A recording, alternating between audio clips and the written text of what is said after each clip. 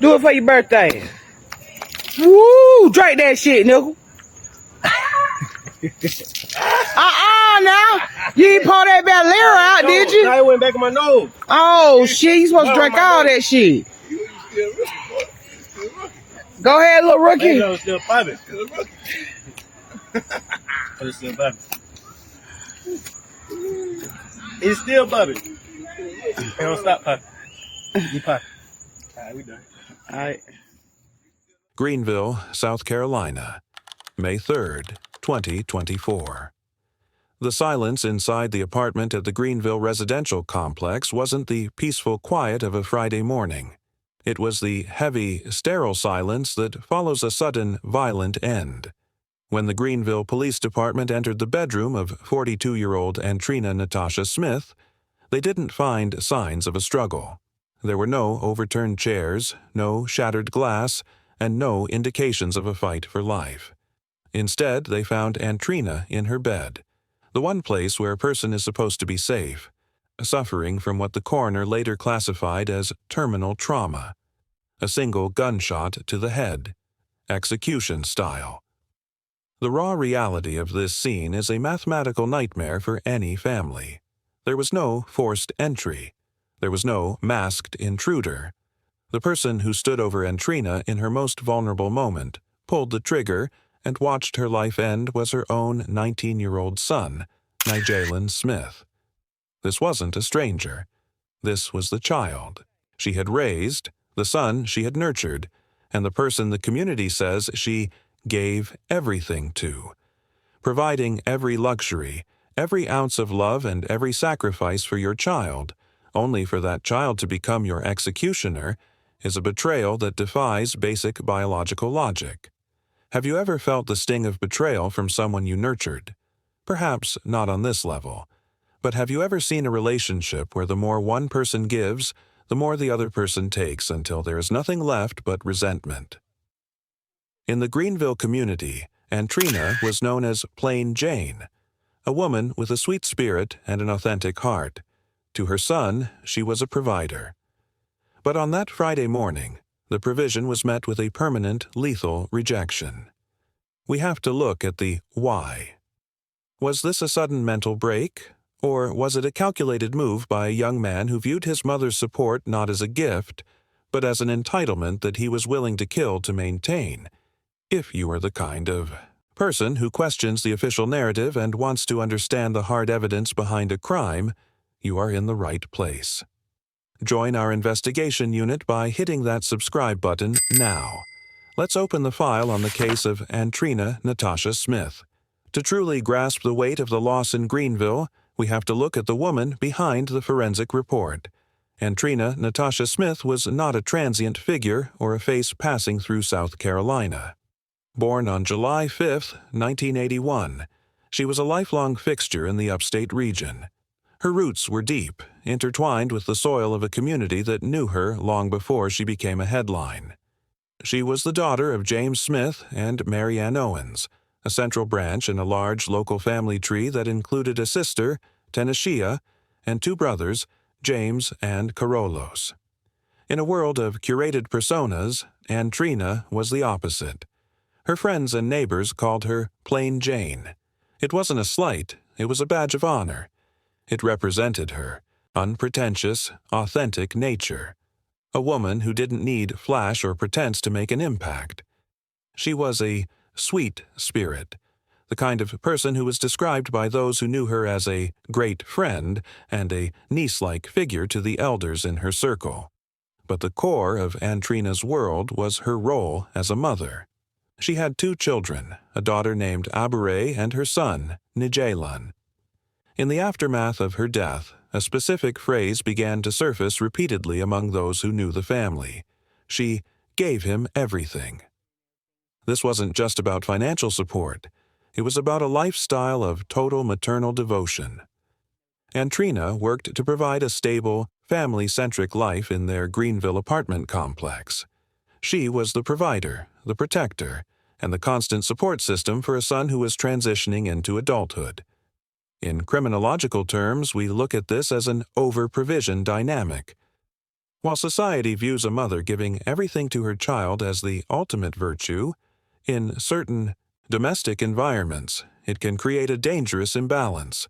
When a parent provides every necessity and luxury without establishing firm boundaries, the child may stop seeing those things as gifts. Instead, they become expected. The mother is no longer seen as a human being with her own rights and life, but as a utility, a source of resources that must never be cut off. The tragedy of plain Jane is that her greatest strength, her generosity, may have been the very thing that the perpetrator exploited. Her life was defined by social integration. She wasn't isolated, she was surrounded by a robust support system of siblings and parents. Yet the violence didn't come from the outside world she navigated so well. It came from within the four walls she worked so hard to maintain. Her funeral on May 19, 2024, at Watkins, Garrett and Woods Mortuary saw a massive outpouring of local grief. The community filled the room not just to mourn a victim, but to honor a woman who had been a constant, kind presence since her own childhood.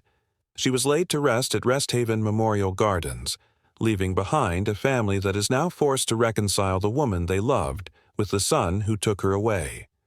Has there ever been a plain Jane in your life? Someone who was the glue of the family, always giving, always providing, and never asking for anything in return? Take a moment to drop a comment below and share a memory, or just leave a R.I.P. Antrina to show that her sweet spirit is still remembered. To understand why a 19-year-old would execute his mother in her bedroom, we have to look at the offender profile of Nyjaylan Smith.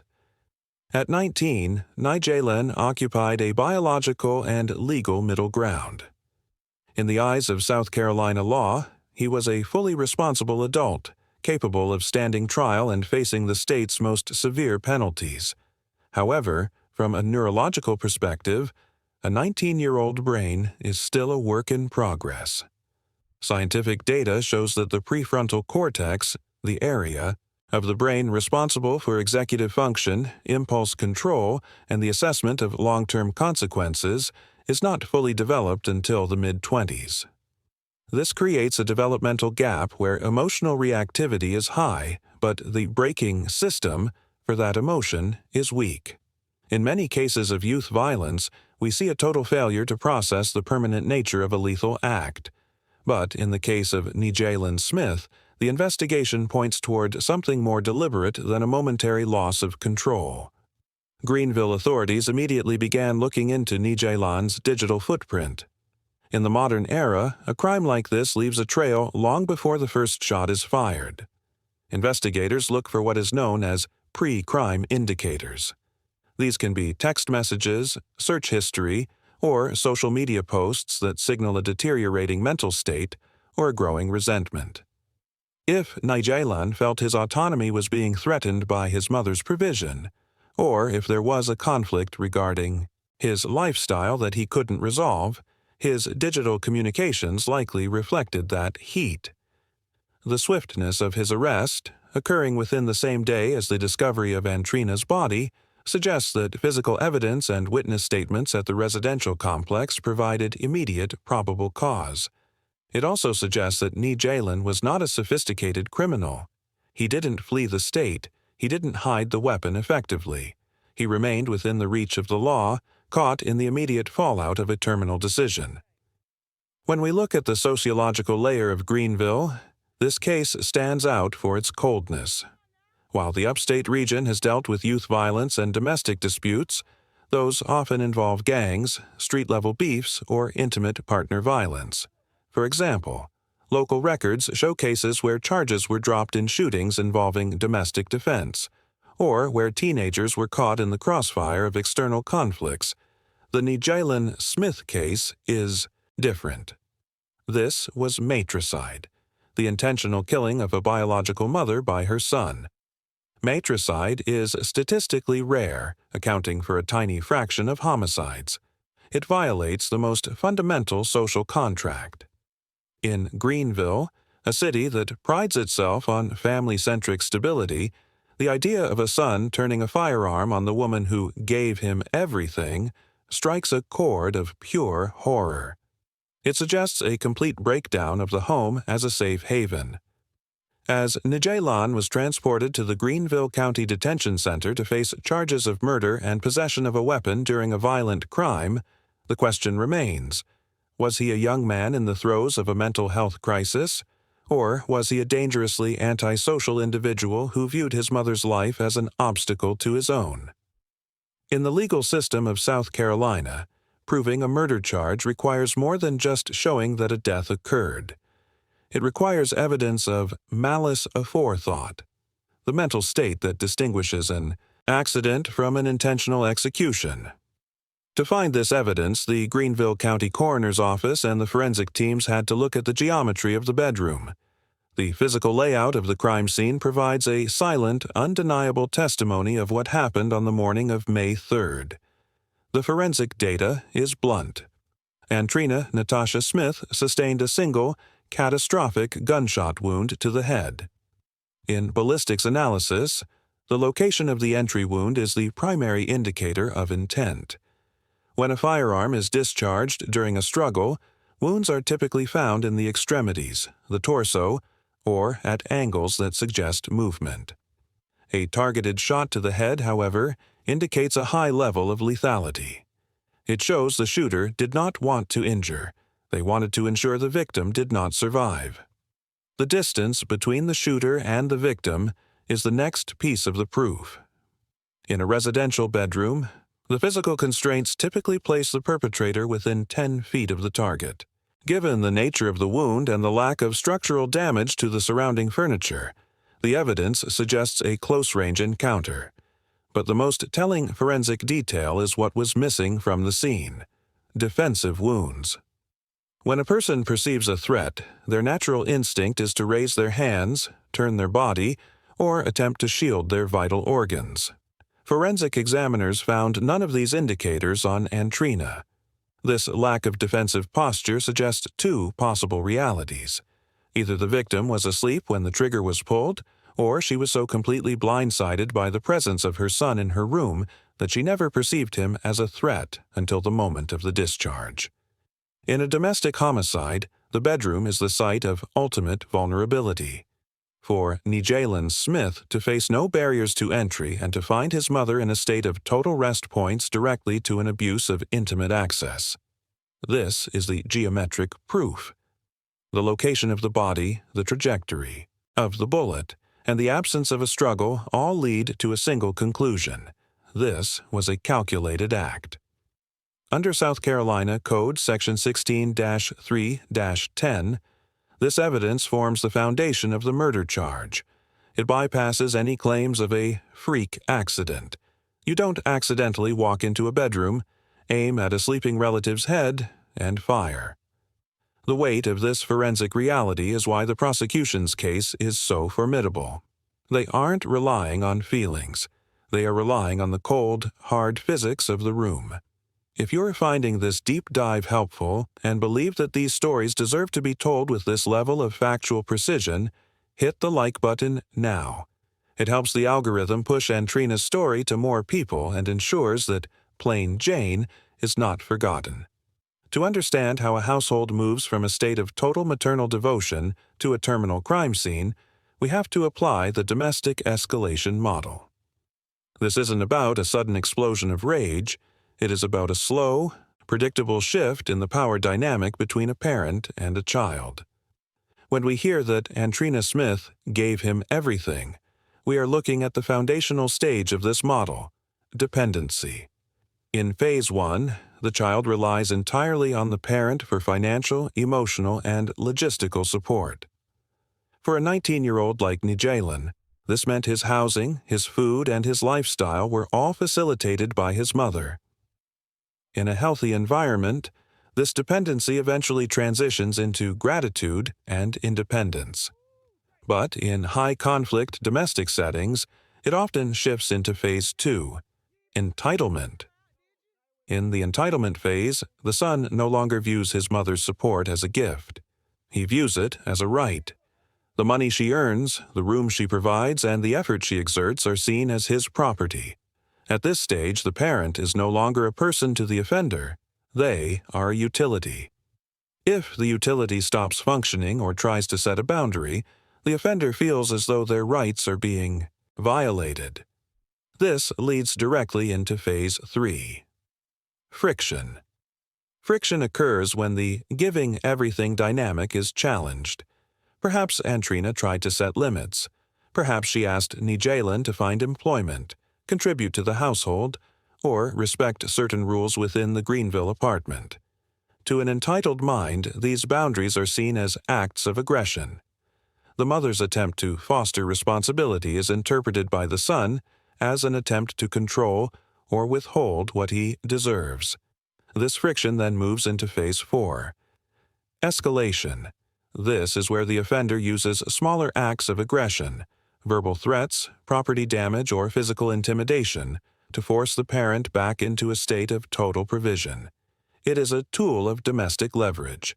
If the parent remains firm, the offender feels backed into a corner.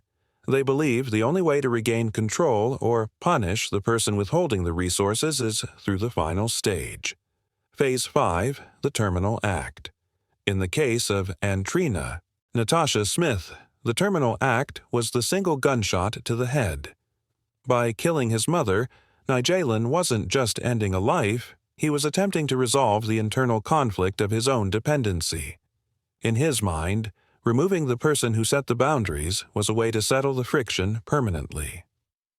The tragic irony of the Plain Jane story is that her generosity may have inadvertently fueled the very entitlement that made her a target. By providing a world where he wanted for nothing, she may have been unaware that her son was losing the ability to see her as a human being with the right to say no. This model shows that matricide is often the result of a relationship where the safe haven of the home has been weaponized. When the provider becomes the gatekeeper and the recipient refuses to grow up, the results are frequently found in the morgue. For Nyjaylan Smith, the legal reality of his actions is as cold as the forensic evidence found in his mother's bedroom. In the state of South Carolina, the criminal justice system is governed by truth in sentencing laws. These statutes are designed to ensure that the sentence handed down by a judge is the actual time an offender serves. There is no good time credit that can cut a murder sentence in half. There is no parole. Under South Carolina Code, Section 16-3-10, a conviction for murder carries a mandatory minimum of 30 years to life in prison. Because Nyjaylan is also charged with possession of a weapon. During a violent crime, an additional 5-year mandatory sentence is added. By law, the weapon charge must be served consecutively, meaning it only begins after the murder sentence is complete. For a 19-year-old, a 35-year minimum means he will not even breathe the air of a free man until he is at least 54 years old. The prime of his life has been traded for a single moment of terminal violence. But the price of this crime isn't just paid in prison cells. The fallout has decimated the Smith and Owens families. Antrina's daughter, Abure, now occupies one of the most painful positions a person can endure. She has lost her mother to the morgue and her brother to the state. She is a survivor of a crime that has effectively erased her immediate family structure. Then there is the grandmother, Mary Ann Owens. To lose a child is a trauma that defies description. To lose that child at the hands of a grandson is what criminologists call compounded trauma. It creates a psychological fracture that rarely heals. The community of Greenville, once centered around the sweet spirit of Plain Jane, is left to pick up the pieces of a broken haven. A quiet apartment complex where neighbors once shared Friday mornings is now a landmark of an unthinkable betrayal. The case of Antrina Natasha Smith serves as a haunting reminder of how fragile the domestic bond can be when entitlement replaces gratitude. As the 13th Judicial Circuit moves forward with the prosecution of Nyjaylan Smith, the city of Greenville attempts to renormalize, but for the Smith family, normal is gone forever. We have to ask, in a world where we strive to give our children everything, are we failing to teach them the value of the person providing it? This case isn't just a news snippet. It's a warning about the boundaries we fail to set. If you want to see more deep dives where we look through the lens of the evidence to find the truth, make sure you are subscribed. Before you go, I want to hear from you in the comments. Do you believe the truth in sentencing laws are enough justice for a crime that destroys an entire family tree? Let's talk about it below.